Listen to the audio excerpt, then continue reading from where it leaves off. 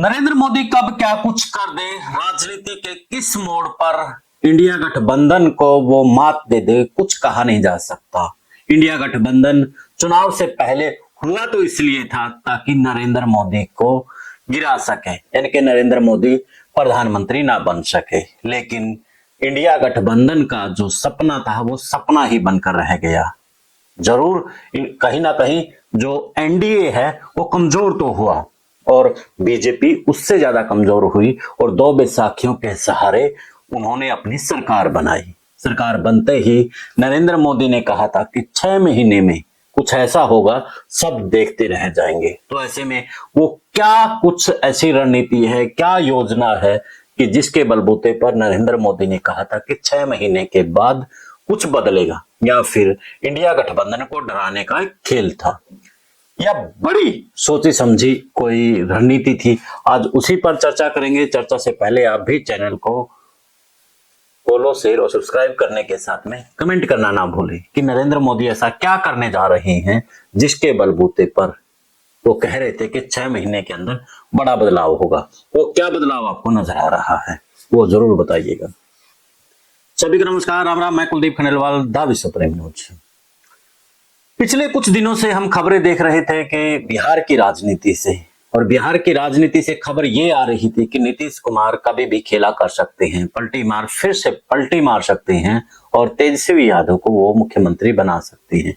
लेकिन अब खबरें महाराष्ट्र से आ रही हैं और जो महाराष्ट्र से खबरें आ रही हैं वो बड़ी हैरान कर देने वाली है। एनडीए मजबूत होता नजर आ रहा है वहां से और इंडिया गठबंधन की खटिया खड़ी होने वाली है।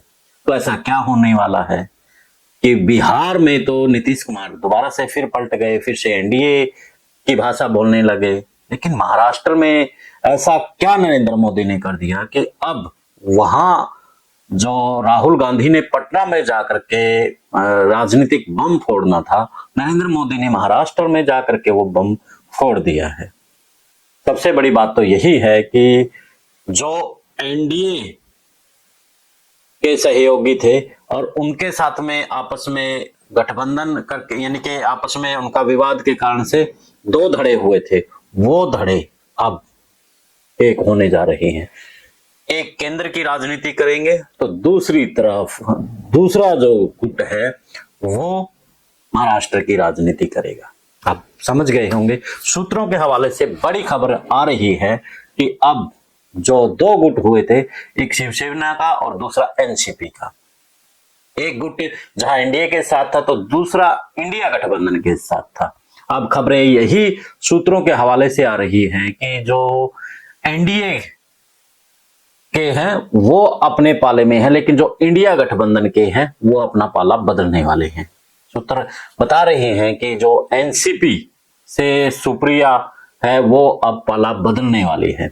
उनको जो ऑफर मिला है, केंद्रीय मंत्री का ऑफर मिला है, तो सुप्रिया को केंद्रीय मंत्री बन जाने के बाद से कहीं ना कहीं ये इंडिया गठबंधन को बड़ा झटका लग सकता है और एनडीए फिर से पावर में आ सकती है। तो ये बड़ी खबर बताई जा रही है। तो एक बार हम रुक कर लेते हैं महाराष्ट्र में कौन कितनी सीटें जीता था। उस वक्त जो इंडियन नेशनल कांग्रेस है वो 13 सीटें जीतने में कामयाब रही थी, तो भारतीय जनता पार्टी सिर्फ 9 सीटों पर सिमट कर रह गई थी।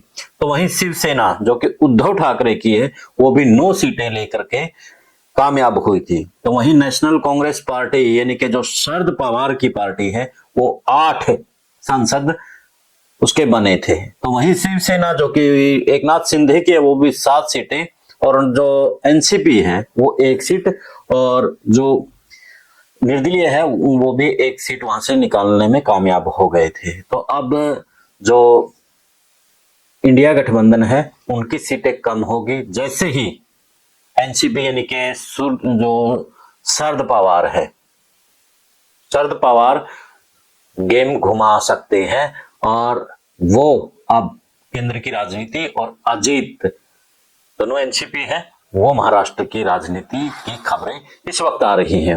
और जो बड़ी खबरें और भी आ रही हैं कि इसके साथ में कुछ और पार्टियां भी अपना पाला बदल सकती हैं, और वो पाला इसलिए बदल रही है क्योंकि उन्हें अब 3-4 साल के लिए अब कुछ नजर नहीं आ रहा है, तो उन्हें भी अपनी राजनीति करनी है, राज्यसभा में जाना है, राज्यसभा में अपनी पावर दिखानी है, यानी कि चंदा इकट्ठा करना है। बहुत सी ऐसी जो पार्टी चलाने के लिए जरूरतें हैं, वो कहीं ना कहीं उन्हें एनडीए से हो सकती हैं, तो तभी वो कहीं ना कहीं एनडीए का हिस्सा हो सकती हैं।